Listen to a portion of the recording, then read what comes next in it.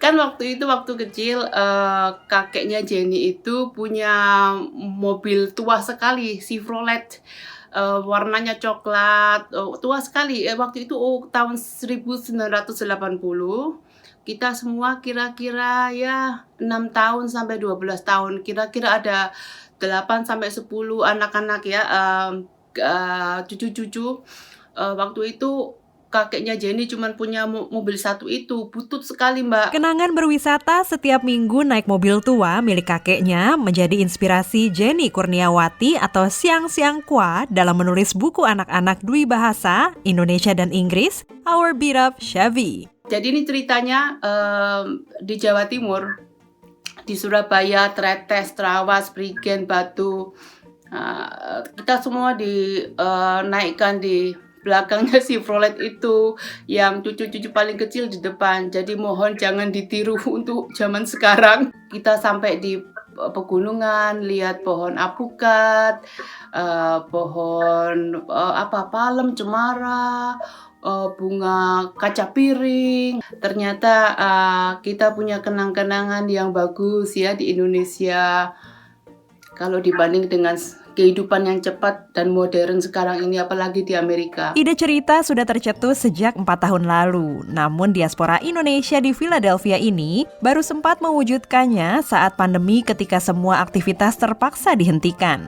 Didukung Cynthia Kralik, pemilik Morning Circle Media, penerbit buku anak-anak di Orland, Pennsylvania, Jenny menyelesaikan bukunya September tahun lalu. She's just a delight to work with. Eager to get it right, to convey the real, the sense of her story through her pictures. And she's very playful. She just has a terrific sense of how kids behave, and she really portrays their emotions so well in this story. Lulusan desain fashion dan seni dari Sydney, Australia ini juga membuat sendiri ilustrasi untuk bukunya. This is one of my favorite illustrations. Can you see it? Yeah. This is her grandmother, and this is the grandmother in the kitchen in Indonesia, getting ready for the road trip and preparing all of the food. Jenny yang tinggal di Amerika sejak 2001 dan bekerja sebagai penerjemah lepas, menuangkan kenangan masa kecilnya karena pengalaman membacakan buku cerita rakyat kepada sakti anaknya. Menurut Jenny, tak mudah membangun koneksi antara anaknya dengan Indonesia melalui cerita rakyat.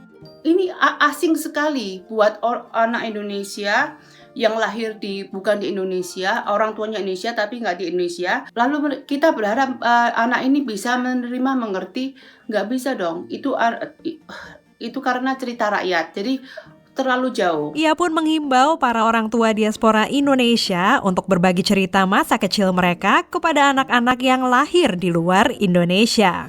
Jadi kenang-kenangan yang bagus itu menguatkan kita pada waktu masa dewasa. Kenangan yang membahagiakan itu terus selamanya ada di pikiran, dan itu membantu sekali dalam semua proses kehidupan.